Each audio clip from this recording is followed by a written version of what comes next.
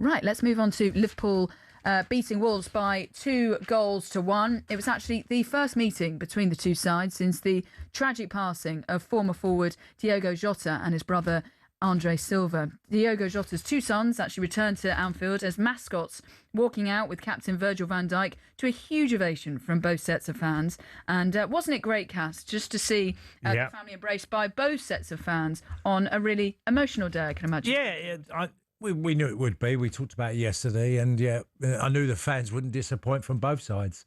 And remembering, which is a tragedy that happens in life sometimes, a footballer that was very popular at both clubs. Yeah. As for the game, it wasn't routine, but Ryan Gravenberch scored the opening goal, and then it was Florian Wirtz scoring his first Liverpool goal to complete the 2-1 win for Liverpool. And after the game, Arne Slot said it's been a long time coming for the German forward. It was a relief for him. This I could see after his reaction, after he scored the goal. And the same I saw with his teammates. I think they were really happy for him scoring that first goal, because he will score much more goals for us than only this one. But I also liked his performance. Yeah, Florian Wirtz saying in the back page of the Sunday Mirror that he's still buzzing after scoring his first goal for the club. 160 million he cost Liverpool, and after 5 months and 23 appearances, he finally gets his first goal for Liverpool. A long time coming.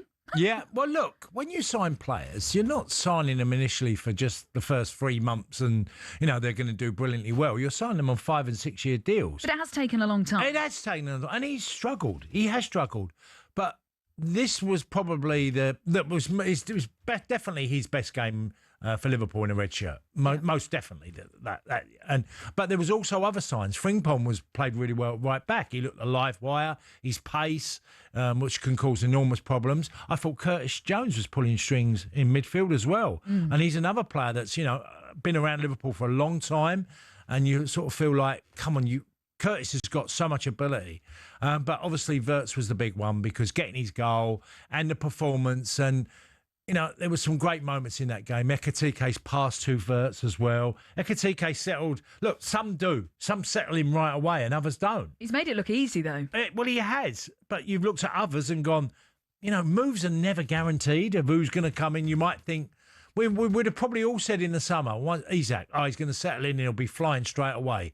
And that didn't happen. Couldn't have gone any worse. And you probably thought, well, Ekitike is going to need some time and blah, blah. He settled it straight away. He's like, he's one of them players that just have arrived and embraced it and really enjoyed it and got off the mark quite quickly, which helps. So, yeah, Liverpool were way better yesterday in certain parts of the pitch than they've been. And look, they've got themselves in the top 4 now. Yeah. So, and they're doing that without Mo Salah or Alexander Isak, who's out for a couple of months. Yeah. Hugo Ekitike, like you mentioned there, on the score sheet once again. 11 goals in all competitions now. Can he establish himself as Liverpool's number 1 striker when Isak is back? I think he's already done that. I think most people, and I know not a lot of ex-players I played with at Liverpool. I'm not at Liverpool, but with Republic of Ireland, who I know, and they're all excited about Ekitike because they see a real talent. His work rate is exceptional. His technical ability, not only passing and assisting, but his eye for a goal. I think there's a lot more to come from the young man. I think he's a real hell of a talent. And like I said earlier, that you would have expected Isak to have done that, and it's been the other one, Ekitike. So it's a good problem for Arne Slot now, and hopefully Isak, when he comes back, I think next summer's going to be the big one for Alexander Isak.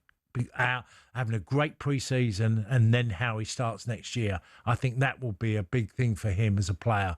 But look, Wolves made a few changes yesterday. Yeah. Strand Larsen was dropped, so maybe Matt Docherty's comments was aimed at a certain player.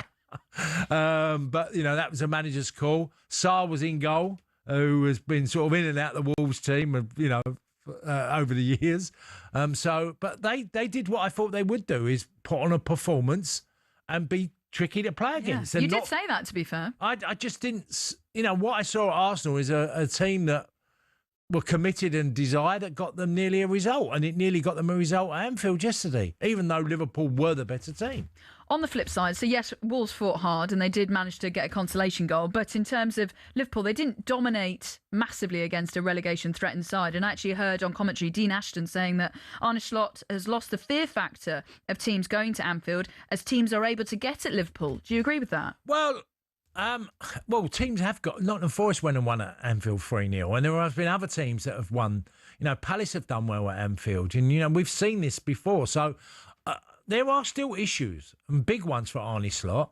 That giving away chances. He'll be disappointed they conceded yesterday against Wolves. Being comfortable 2-0 up and still concede. They've conceded way too many goals, Liverpool. This season. Florian Wirtz is on the back page of a number of pages this morning. You just feel as though now he's got his goal, hopefully that can just push him forward and give him lots of confidence.